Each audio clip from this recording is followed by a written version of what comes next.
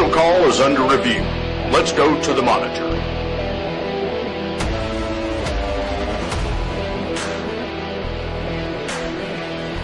SEC football. It just means more. Now back to your favorite bearded duo, Todd and Marty. What's up, ladies and gentlemen? Episode 54 coming at you live on Facebook as we speak right now on Tuesday, June the 3rd. It only took us 4 minutes and 20 seconds to get it bugs knocked out, but it's live, so it takes a little bit longer time. Yeah, Our good buddy Hayden Coker may know that. Yeah, he knows. I had a good chit chat with him today. We both worked today, and it was pretty wild. I still got to get down in his new episode that he just posted. I do too. That's what he told me about it today, and I had seen the preview for it, and he told me about the teams, and we kind of shared some insight back and forth, and I'm really excited to go give it a listen. Yeah, so that is HCS Media, the Hayden Coker Show. I think it's on live on Spotify and YouTube, I want to say. I know Spotify. But guys, go check that out. It's a really good listen. Like I said, we haven't listened to it yet, but we already know it's really good. Hayden Coker knows what he's talking about. He is always on top of his stuff. He's a professional, unlike us. Well, you know. We're semi-pro. He's... We're pro-am. But before we get started, we got a couple shout-outs we're going to hit before we get into the button clicking. First of all, we do want to thank our Lord and Savior Jesus Christ for everything that He's done. Got us here to another week, getting out another episode for all you ladies and gentlemen that like to watch us, like to hear us talk about shenanigans and whatnot, and some of the ESPN football we like to talk about. Some. The next one goes out to our beautiful wives that have put up with us enough and are still with us. Yeah, that's a tough task to hold.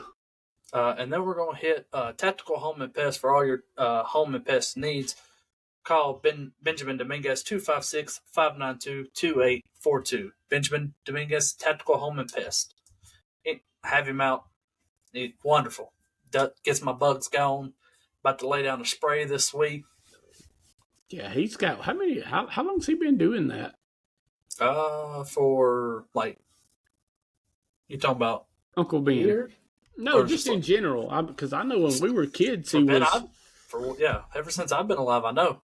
And I know when we were kids, when they used to live in Birmingham way long ago, so a lot of experience there for getting your bugs taken care of.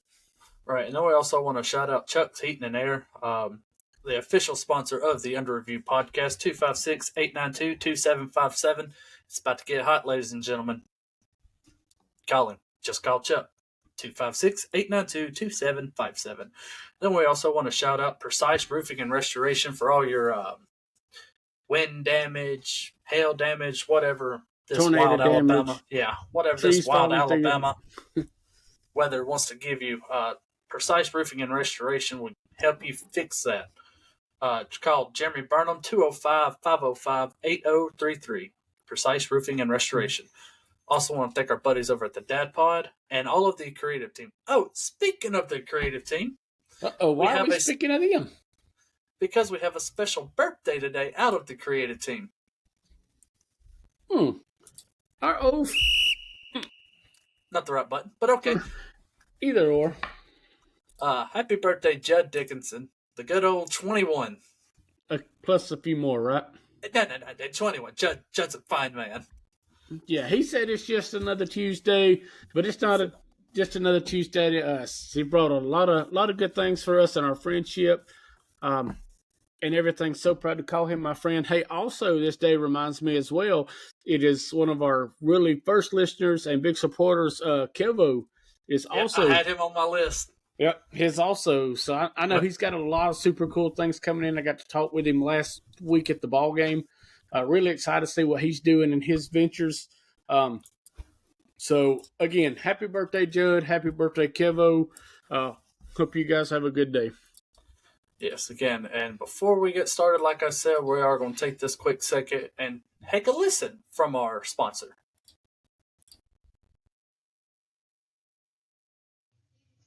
This episode of the Under Review podcast is brought to you by Chuck's Heating and Air.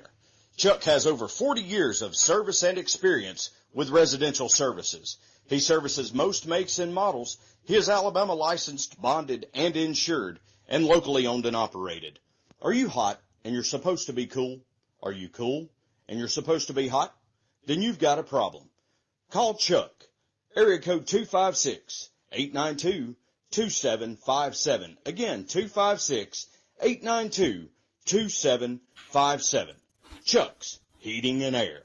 Again, ladies and gentlemen, just call Chuck for everything that you need for your air conditioner, that is.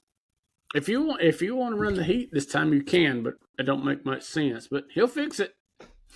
Yeah, I mean, you can do whatever you want. I'm not running. No, my house don't run heat, actually. Thank God. But no, I see Billy's watching. Miss Martha's watching. Glad to have you in. We're fixing to get into some topics. So questions, comments, concerns, please drop them in the chat, and we'll be exciting and ready to get to your comments. Well, if you're live for this first one, it's about to get you real good. I'm just get warmed up, ain't I? Yeah. So what today's episode entitles, it is our hot topics for the coming into this next season. We're going to bring you 3 topics that particularly are hot, and they're our takes. So if you don't like them, it's okay. We're going to get through it. But this is what we feel could happen, possibly couldn't happen, but that's why it's a hot take. So this is our episode 54 SEC Hot Takes 2025. I don't know what's going on with my button clicking. Question 1. 3 teams that finished at the bottom of the SEC, which includes Mississippi State, Kentucky, and Auburn, will not finish at the bottom 3 this year. I believe that 2 of them still may be at the bottom. I just have high hopes. I really do. Like we said during the Mississippi State transfer portal, I like what they got coming in with this Florida State quarterback. Well, not really him, but with Fluff, some improvements. Just really want to see what Lebby can do with that team. If he can't, I think it might be his last year inside Mississippi State. You know, Mississippi State, they're want to win. It's kind of like Auburn, who we'll get to in a couple of seconds, but they want to win. So they're more of, you're not winning, let's go find somebody else after 2 or 3 seasons. Yeah, I do like what Mississippi – I think this is a very crucial season for them. And of course, we're going to jump more into once we get into team previews. But, I mean, again, like you, the high hopes with – I got something in my nose. It's called a booger. No, probably. But no, I think this is a very pivotal season here for Mississippi State to get out of the bottom and at least get themselves up to a mid-tier team to keep Levy's job. I think they've got better talent that has come in now. Not say that left out wasn't great talent, but right. I think Mississippi State needs to get there to keep what they have in the program because it could be bad if they are at the bottom again this year. Right, and the reason I say that, just running down their schedule really quickly. First week, Southern Miss. That to me, that's a W. That again, this is my opinion right here. Arizona State at home. Not the same Arizona State team that we saw last year. Let's get that right. They still have Sam Leavitt, but they played fantastic. No Scarborough. Yeah, no Scatterbo. Either or, same person. Yes. So I'm giving Mississippi State that win. I'm giving them the win at home versus Alcorn State, and then I'm giving them the win at Northern Illinois, going 4-0 before they start SEC play. That means they don't. I think that beats their record from last year. Yeah. Pull it up real quick. Jeff, I like 3-1. I think it's not the same Arizona State team. But if Mississippi State, I do like that 4-0. But realistically, 3-1 going into SEC play, which either one's still better than what they did last year. They went 2-11. Most definitely. I can't. It's not going to take much to get them out of the barrel, but And then I see, down here, maybe a win against Florida, maybe a win against Arkansas and or Missouri. So right there, either one of them three gives them, two of them gives them 6 bowl eligibility. Again, it's a very hot take. It really is. Like, that's something I'm gonna get scolded for probably. And I'm fixing to scold you. Yeah, go ahead. There's no way. I don't think so. Yes, they lost a ton, but even with what they lost with some of their better players, Mississippi State, I think you're going to stay at the bottom. And and not that I don't like talking bad about these teams in the SEC, but there has to be a good, there has to be a bad. So, unless Fluff Buffalo comes in there and runs the SEC, 1,500 yards this year, 1,200 yards a high like that, I don't see them staying nowhere near mid-range. They're going to be bottom. Now, that might bite me in the tail at the end of the year like Vandy did for all of us, but it's not Mississippi. I think Mississippi State is slowly starting to have to rebuild what they've lost after, I think when my friend Steve talked about it, after Mike Leach passed away and the culture has changed down there. Right, and also, quick note on them. Those 3 games that I mentioned are all on the road. So, again. And then we got Kentucky bringing in a new quarterback in Zach Calzada. Oh, that's the basketball team. Try again. Don't want to talk to them. No. Bringing in Zach Calzada, to me, I have high praises for him, as y'all probably find out next week. Mm-hmm. But looking at their schedule, Toledo should be a win. So I give them Toledo. They'll take a loss to Ole Miss, and I'll give them Eastern Michigan. But I have them going into South Kakalaka week 4 and getting the victory right there. One of my favorite quotes from SpongeBob is, "Did you just fly in from Stupid Town?" Yes, I actually did. There is no way. One-way ticket. Yeah, I see. There's no way this Kentucky team runs up against that South Carolina team. What does South Carolina have? More than Kentucky. Do they? Lenore Sellers? And, that's it. Okay. And when he was hurt, they don't have a backup now. Wabi done gone. Well, Wabi. Oh, Wabi. Oh, Wabi. I say it was one of my Facebook memories the other day, that picture that me and him took, his freshman season down. So that's beside the point. I don't think so. There's no way. And we've seen that Lenore can carry the team. So at this right here, if you're even saying that about South Carolina, and their defense is still pretty good, and you're coming up against a quarterback who is played really good at Texas A&M. We'll get to that question in just a second, Billy.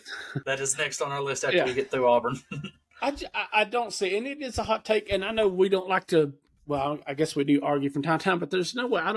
Kentucky is going to stay in the bottom the next couple of years unless they start dishing out more money than they've got. I have them getting past our win total this past year with 4. It might be 5, but it's going. I say, if I was a betting man, I'd take them in 4.5 over. That's just me. I don't know. I feel like it's something that could happen. And then the question. Hold up on what you got. I'm okay with that.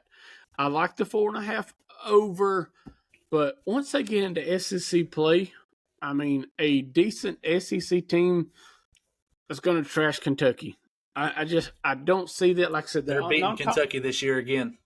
Or they're beating Florida this year. Just watch. I was about to say Kentucky's beating Kentucky. They do that a lot too. They do that a lot. We seen the Florida game last year. Exactly. But they're getting them this year. Right. I feel like we're talking about Kentucky like we talked about Vandy last year. Right. Yeah. And again, for the second time this episode, we see how well that went. But no, I don't see a lot coming out of this Kentucky team. So. Not so hot. I think they're going to stay at the bottom. And then another one for us, it's Auburn. Baylor, Ball State, South Alabama, and at Oklahoma, and then at Texas A&M is the first 5. I see them going 3-2. Honestly, I really do. There's a chance for 3-2. Good chance for 4-1. The Oklahoma game to me is a really toss-up game. South Alabama don't have fluff. It's a very early game. Auburn hates playing early games. It's an 11:45 kickoff. Could struggle there. Baylor's going to be a great game to watch. Don't really keep up with Baylor that much. I just know Walker White is there, but he's not starting. Ball State's a gimme. I'd already heard from Walker White or seen through the grapevine that he was talking trash and he is. I mean, that's just what freshmen do. Stupid though. Win total last year was 5. Didn't make a bowl. I haven't gone to a bowl this year. I'm not giving my prediction. Some people know because they've seen it already, but I'm not giving my prediction until the Auburn show. So, with that being said, of course, and everyone knows at Fall Show that we are super Auburn fans, and we could sit here and talk about this till we're red in the face. Right, but I am super skeptic of how this new team is going to look. Yeah, and you have that ability because you're bringing in a quarterback that really didn't do great last year, but is a 5-star caliber quarterback. Mm-hmm. You have the second best wide receiver core in the nation by ESPN, and the first in the SEC, only behind Ohio State nationally. Yeah, and that's Knox man getting after it, ain't he? Yeah. I think it's funny how you can hear it, but if you watch the video back over, you can't hear it. So you're just making stuff up in your head. Like I'm crazy. Yeah. I'm not crazy. Yeah. But no, I'm so skeptic of this team, but I'm so excited for this team. What I feel like they can do with the tier of quarterback that Arnold is, and the receiving crew. Now I flip it over on that defensive side. A bunch of our young guys. Champ Anthony's going to be the man to watch when he comes back. Yes, let me tell you, I met him the other week when we were down there. He is pumped up. He's fired up. He's ready to go. I'm excited for him. The other guys, I think they've learned in the offspring. I don't want to say this Auburn team is going to be a surprise team, but if it happens, it's not going to shock me. Because we know, as Auburn fans, because we study Auburn more than anybody else. Mm-hmm. But it's not going to shock us. But when we shock the world, I'll be like, Avery Young? Yeah. So going back to Billy's question, he said, who do you have in your bottom 3 this year? Do you have a bottom 3? Because I have mine. In no particular order, though. Okay, I still like Kentucky here. Vandy. I just think the anchor's up right now. They lost a lot going out of that from last season. But it could be a big.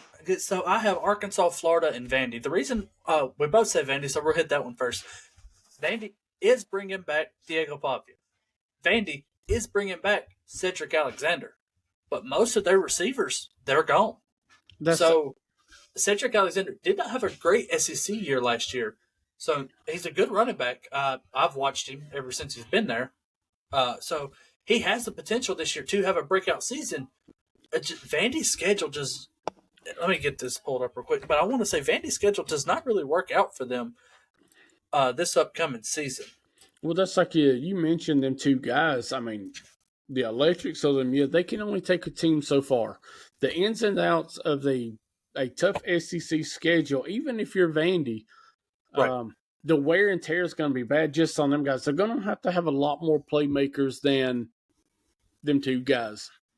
Right. So they start out with Charleston Southern. That's pretty much a win. You would think. Then they got at Virginia Tech. Okay, chalk that up right now, Vandy. You're not going into Virginia Tech. Well, what do they play?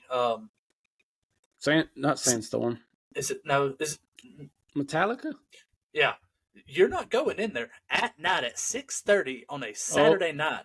No. You're not beating them. Sorry. Then you go at South Carolina the next week. That's another L.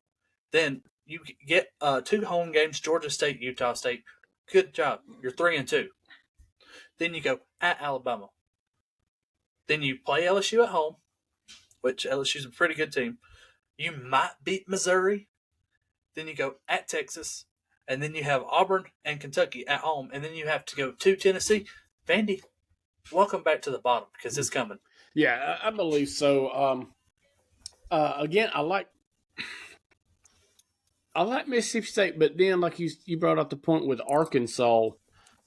I don't know if Arkansas will be in the bottom, but they won't be at the top by any stretch of the means for this season. And I think the bottom, all besides Auburn, and not because we're Auburn fans, again, I think Auburn has the talent to be a mid-level team this year. But again, Mississippi State, Kentucky, I think you're going to stay where you're at, and Vandy's going to come down there and hang out with you. So, again, on this Arkansas team, I should have also had Missouri in there. I don't feel like Missouri's going to be that much better. I feel like they're going to be back here. But the non-conference schedule for the Razorbacks is Alabama A&M, Arkansas State, Memphis, and then at home against Notre Dame. Mm. Notre Dame's pretty good. Bringing back Jeremiah Love. Mm. So, then, if you don't win 4 games out of your non-conference, that just means more SEC games you got to win. And I don't see this particular Arkansas team doing that. Don't think so either. I mean, I'll give them Alabama A&M and Arkansas State. Not so fast on the Memphis. Let's be real. Yeah, Memphis has got some athletes. At Memphis as well. Again, and then you're not beating Notre Dame. It's just not happening. So that's going to be particular. That's why I have, again, them in Florida, same as I said last year, are on my bottom. And the reason I'm not really big on Florida is I want a full season of DJ Ladway before I say anything. We'll get into Florida, but I don't know. I think they could be the sleeper team this year. And I know as much crap as we talked about Florida, they had some magic going at the end of last year. So I really think, I told you I talked with Hayden earlier, maybe they have just the right pieces to make it special in Gainesville this year. So Billy says, so you're saying Alabama is going to beat them? I'm guessing he's talking about Vandy this year. Yes, I'm giving Alabama that win. But wait till the preview show because there's not a lot more after that. So after that being said, let's get on to our next one. Question number 2. Go ahead. Alabama, Georgia, or Texas does not win the SEC this year. Oh, that's a big one. So those are your top 3 biggest teams right now. Alabama, Georgia, and Texas. Okay, yes. But after 2 great transfer portal classes from LSU and Texas A&M, more defensive heavy on the Texas A&M side, brings me to believe that, who knows, that could be your SEC championship game. All right, so with that being said, because I do like what LSU is brewing down in Baton Rouge, I think they've got that perfect storm coming in. Kelly's finally getting the reins in, getting some quality players, especially number 1 class in the transfer portal. Like number 10 nationally, I want to say. So yeah, and just the freshman class. Yeah, big moves there. So I do like LSU for the championship as of right now. And like again, Texas A&M's super hard to beat. There's a few little sleeper teams we could throw in, but we kind of both laid our eyes on LSU. Do you see one of these 3 teams playing in that championship against maybe this LSU team? Not say that's tough because I just had that LSU schedule pulled up. I say that's tough because they play Alabama. And that's the only team they play. So you're going to get the real catch of it right there. But they're not playing a Georgia or a Texas team this year. And they play at Alabama again. Okay, so look at that schedule real quick. As far as LSU, who, besides Alabama, who is their, you would like to say their biggest opponent or their biggest challenge to get to the SEC championship? Well, there's 2 of them. First, starting off, it's outside the SEC. Week 1, you're playing at Clemson. Oh, Okay. And then here's that matchup I said, October 25th on a Saturday, you're welcoming Texas A&M into Baton Rouge the week before you play Alabama. So there's that. I'm thinking there's a lot of key games early this year, I believe. And I know we haven't. Yeah, week one tough. Is going to be. I'm never going to say I'm excited for an Alabama game, but week one, Alabama, Florida State, I'm excited for that game. That's going to be a slobber knocker game. Texas and Ohio State at the shoe at 11 o'clock. Man, wake up and football bright and early. A little bit of. We'll already be mad and pissed off because Auburn played the night before on a Friday. Yeah. And then we get to watch Texas and Ohio State. What is that?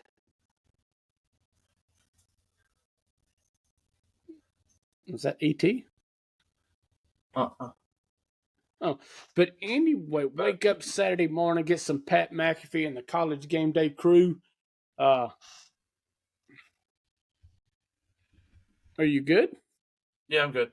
Okay, but no, like I said, there's so many good games, but I for this question here alone, I do not see one of these three teams winning the SEC. No, and again, Georgia plays Texas at Georgia this year, but Texas, honestly, if I say anything, I'd say LSU and Texas. Texas does play Texas A&M, Ohio State, and Georgia. 3 key games right there. Okay, you win 2 of them, especially the 2 in the SEC. You're going to the championship game because nobody else is touching you.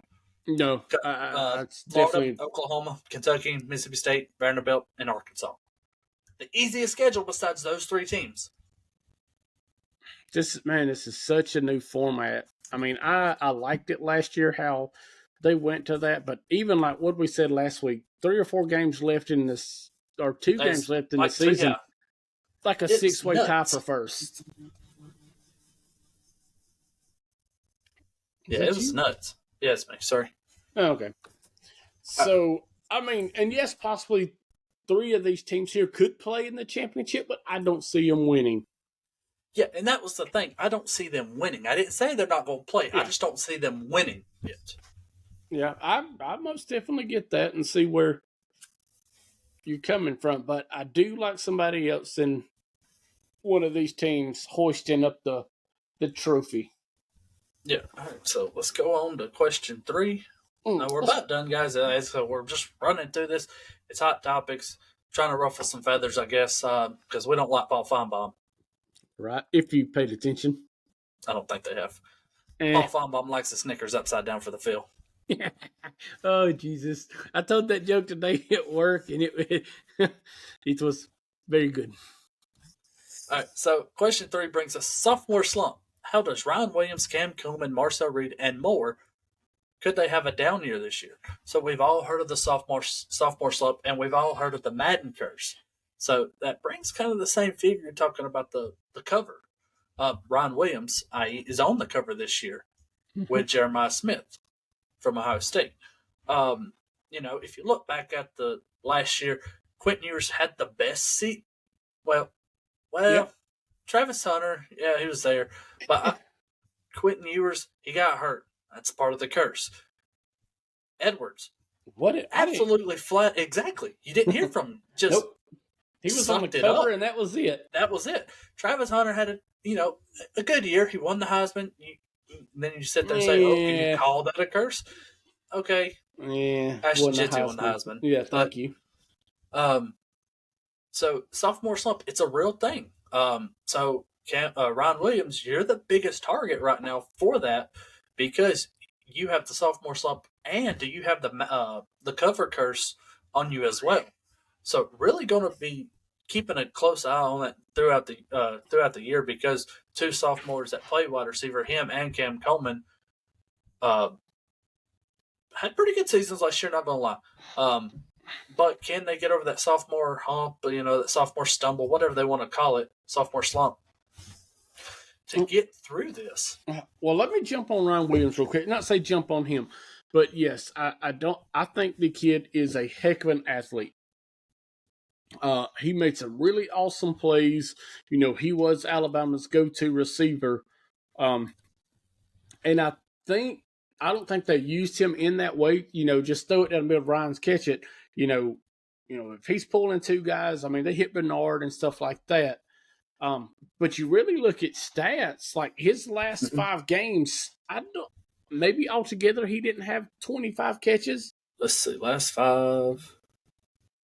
It was something around 3, 2, 3, and 2.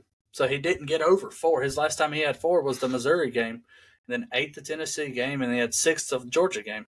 Yeah, so he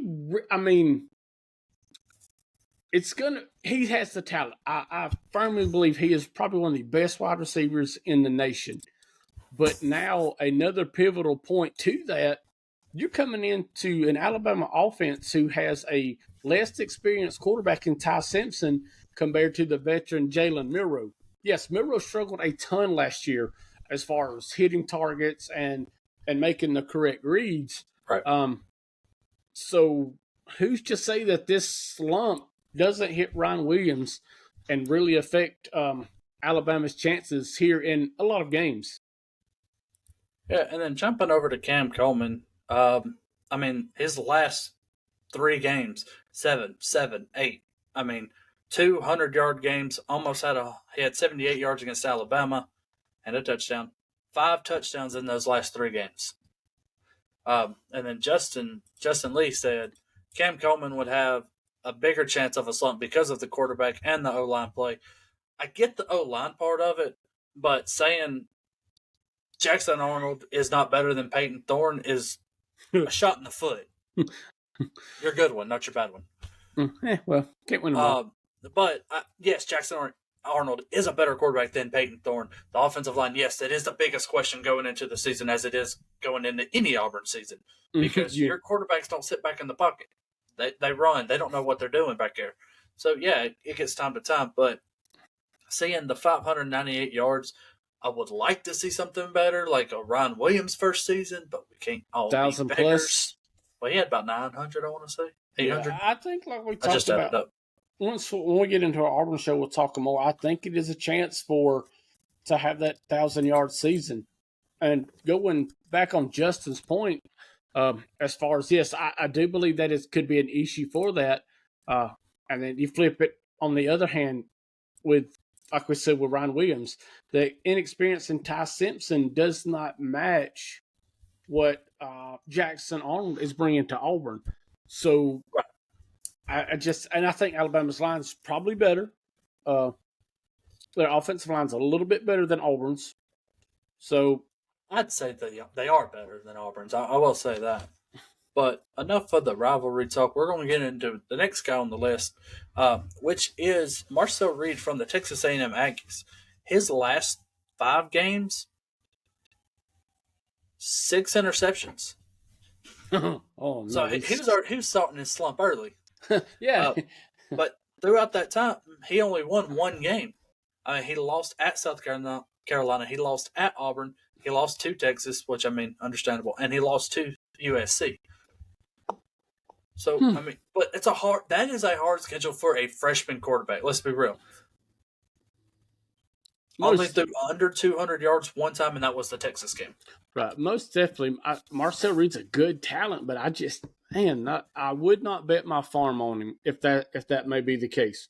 And hopefully in the offseason, he has, worked his butt off, getting from that freshman to sophomore, kind of more bonding with your receivers. Yes, and that's what stinks about we're talking about the transfer portal, because you're hardly ever going to have the same crew that you had last year.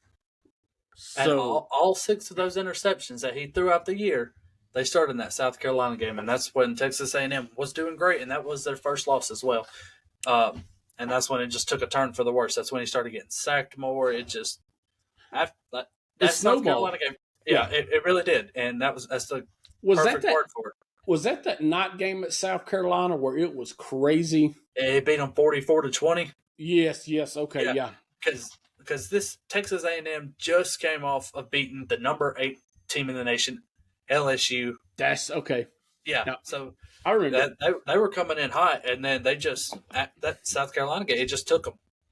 Still had bowl eligibility because they beat New Mexico State, but it was not looking good, my friend.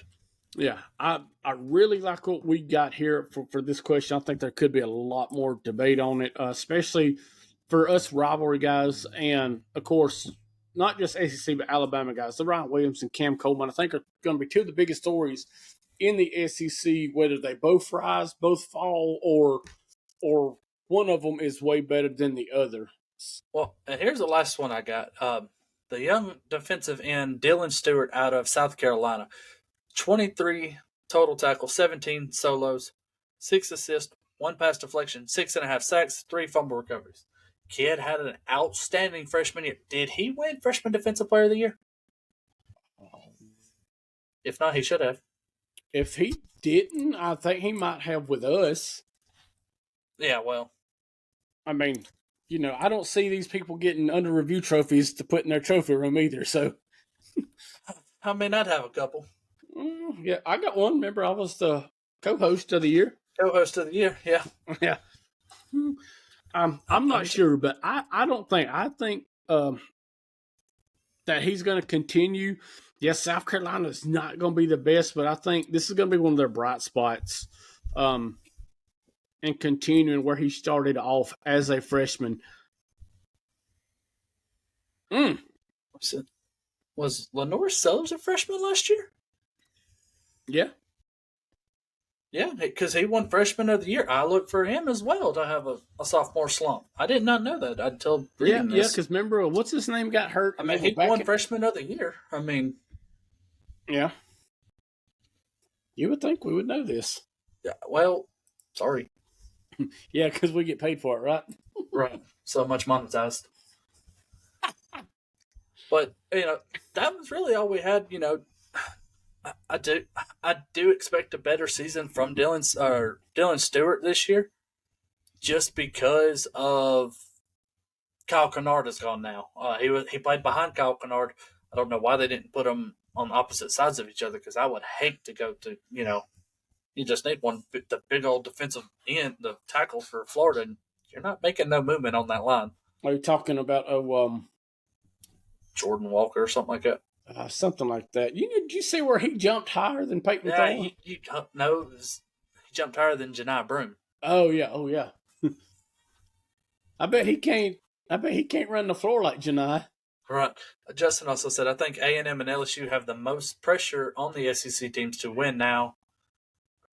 Teams by Vandy and South Carolina are going to be middle of the pack. I can't see. I he like agrees that with take. me. Yeah, Well, he said South Carolina in the middle. I still say Vanderbilt in the bottom, though. Yeah, I just, again, this could be another 2 years in a row we get podcast shamed by Vandy, but yeah, that's a good take. take. To see that. Yeah, that's a good take. I think Texas A&M's got a lot to prove this year. I think they're coming with vengeance as where they left off last year. So, definitely. Well, I want to say that that's all for the hot topics that we have for you. Again, go back, listen to it again. Tell us how stupid we are. Call us and laugh at us. Do what you want to do. But this brings us into our game. This was game 4 of the best all-time logo tournament created by the Under Review podcast.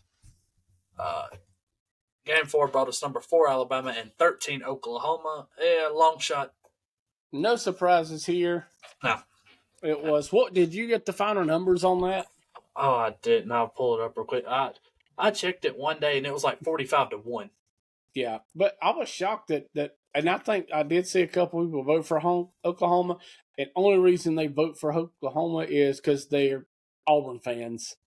I did notice that on some of them, but as far as me, this is probably the best Alabama logo. Which to me, none of them's are good, but this one has to be the best. Yeah, Oklahoma only had like five likes. But so I think this week is probably going to be our best matchup of round 1. Definitely. Yeah, I'd say besides the Georgia Kentucky, that was a pretty good one. But I want to say this one's going to be just a little bit better. It brings us to number 5 Tigers from LSU and number 12 Vandy. So this logo, both of them are really good. Well, first of all, on the LSU logo, yes, it's the retro logo that a lot of schools have. I think at one point when this guy drew this, I think there was 14 or 16 teams that had this. California, UCLA, all them other teams, that had a Bruin or something. They just Oregon put their had it. Yep. Yeah. Put your head out there, and we're going to tilt your head just a little bit. Yeah, and it was. I watched a really good documentary, I think on YouTube or something about this, or TikTok, about the creation, and it was super cool because it was only like 2 teams had it first. Then once everything started expanding, it got up to 16 or so teams. But like you said, it had their mascot with the tilted hat and that small look. Yeah, and that's one of my favorite, the retro logos of any team, like Oregon's and stuff like that. But not so fast, my friend. This Vanderbilt logo, to me, just goes, as the kids say, goes hard. That Commodore right there with the, with his sword or whatever coming through the V. That's the Hashling and Slasher. Yeah, I just think that's super cool. I love the black and gold together. With the LSU and me, I love purple and gold. Everybody, if you know me, you know I love purple and gold. I grew up around it. Yeah, we grew up around it. It's purple and yellow. Yes, I love purple. It's my favorite color. I like the logo. I really do. But like you said, something about this Vanderbilt logo just speaks to me. I don't know what it is, but it's way better than the Tennessee logo for sure. Yeah. But the Hashling and Slasher coming through the V, is that what it's called? I don't know. I like the Hashling and Slasher. Okay. I'm SpongeBob. Woo. But no, like I said, you think if they would did a retro uniform with like a gun on the helmet with a gold, like a gold, not gold, gunmetal black on the helmet with and that'd this. Be chrome. Yeah, I don't know. Sometimes the chrome looks good, but like a flat gray or a gunmetal, and with this on there and have that. Oh man, how cool would that be? I agree, but I will be planting my vote for the Vanderbilt Commodores in this. I'm not saying I don't like this LSU logo. No, this is a really tough matchup. It's hard to pick one, and I know Vandy don't got a lot of fans. I'm gonna help Vandy out right here, and I'm gonna go Vandy. Yeah, and really, once we looked at the logos for Vandy, they're Jesus heavens. I like the Vanderbilt with the star through it. That was one of my favorites.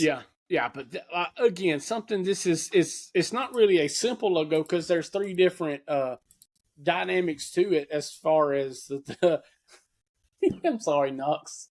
If you can't hear that. But no, there's 3 different dimensions to this with the name on the front, the V, and then the slasher coming through there. I just think it's super cool. And probably one of my favorites in the first round. Right.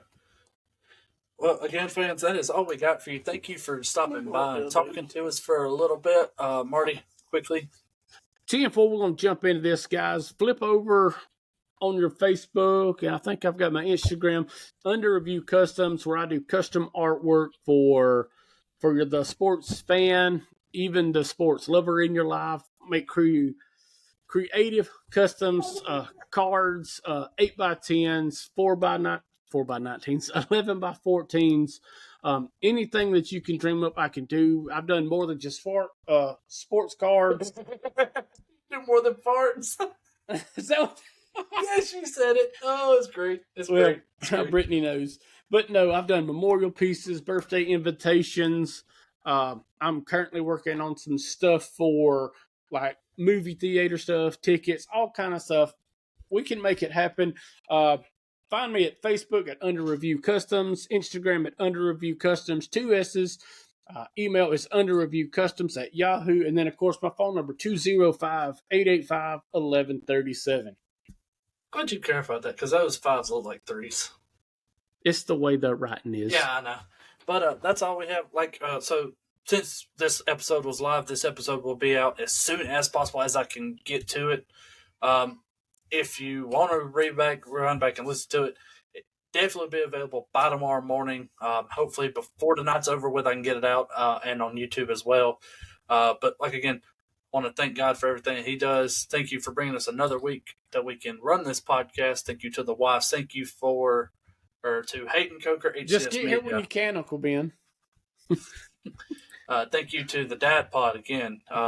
Thank you, Chuck's Heating and Air, Tactical Home and Pest as well, Precise Roofing and Restoration. All these people are come together to make us what we are so we can get what we can out to y'all. Excited about next week's show, too, because I know it's going to be a good one. That it was. And with that being said, we want to thank you all and have a good one. Good night. As Mr. Chow says, so long! That other part. Oh, I hit the wrong button. There we go. It's a good thing. Thanks for making the call to go under review. Join us next time as we go to the monitors. Until then, keep your flag handy.